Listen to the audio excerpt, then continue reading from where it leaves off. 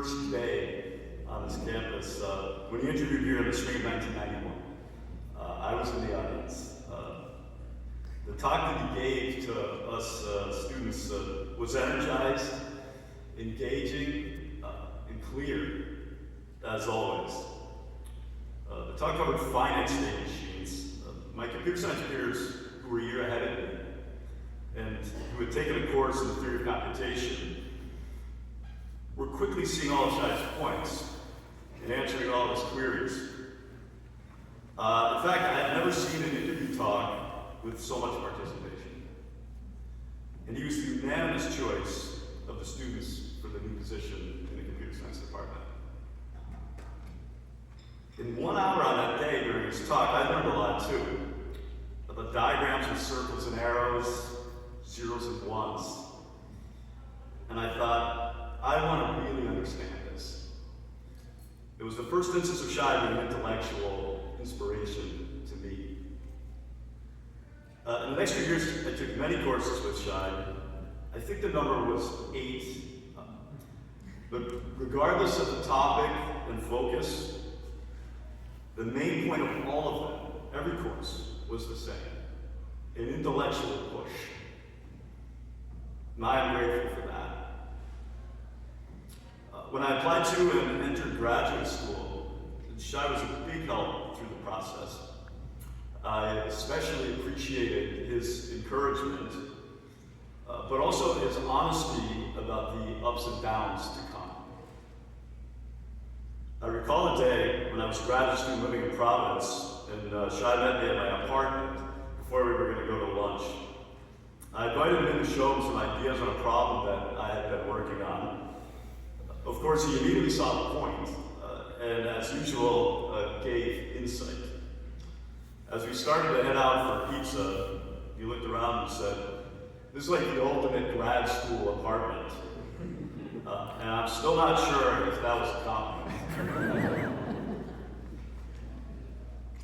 As I began to know as a member of the faculty, Shai was my official mentor, as a program that Mike was speaking of earlier. We would have our planned meetings that were certainly helpful. And Shai was always quick to read through and comment on any pedagogical point or attempt at new mathematics that I would send him. But I also learned a lot about teaching and scholarship from Shai just incidentally. For example, many times in teaching discrete mathematics, I have sort of waved my hands at the idea of finding the average number of coin flips that you must have until you see consecutive heads.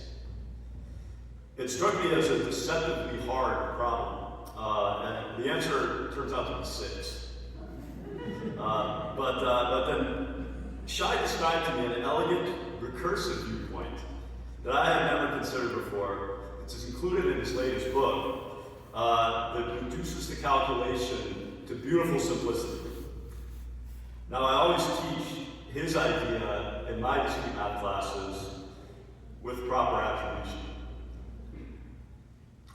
Shai has also supported me by covering my classes many times, once teaching for an entire week for me. When I returned to that class, the students commented and communicated to me a great appreciation for Shai's style. And I adjusted my presentations that semester going forward to better gel with what he had done. In my very first semester here, Shai covered a day of calculus for me as I went to a conference in Virginia. And as I was driving down I-95 a little bit south of DC, suddenly a thought came to me that I told him the wrong classroom number. So when I reached out by email later that day to apologize, he responded, "No problem, I found the right room, but when I started the lesson in the wrong room, the religious studies class was a bit surprised at the discussion of related rates." Just tonight, in the back when I came in and I was first talking to Shai, he was describing me he's going to be hiking on the Appalachian Trail after he retires, and he had gotten a new Kindle and had put a number of math manuscripts on that, and that whenever he had a break from his hiking, that he could take time, maybe 5 minutes or anything, to just sort of read something, think, try to understand things better. And that is the sort of inspiration to me that I was mentioning earlier, that intellectual focus. I recall a story that Shai told me about remarks that he made at the bris for one of his sons.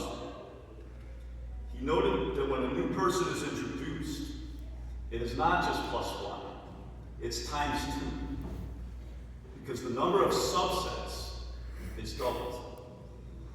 And each subset of people has its own dynamic. That, to me, is an example of Shai's way of getting to the heart of the matter.